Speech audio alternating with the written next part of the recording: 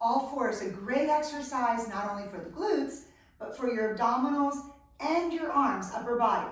So let's get started. Come on down onto all fours. Spread the fingers out just under the shoulders, knees a couple inches apart. Extend one leg back, tuck the toes under, pull the abs in. Now raise your leg up, shoulders down, abs to spine, and now touch the floor. Touch, lift up. 2, lift up. 3, up. 4, 5, 6, 7, 8. Hold the leg up. Now really lengthen the top leg. Little lifts up for 8. 1, 2, 3, 4, 5, 6, 7, 8. Now bend top leg in half. If you can, reach around opposite hand to your back foot. Turn the top leg out. Now take your other hand on the leg.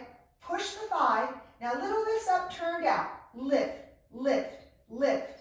Good. Another set of 8. 1, 2, 3, 4, 5, 6, 7, 8. Hold there. Now bring the leg across the body. Slice. Bring your foot to the opposite glute. Slice across, cross. 4 more. 1, 2, 3, 4. Extend the leg out again and release down. Ready? Other leg. Extend the leg back. Tap the toes to the floor. Pull the abs to spine.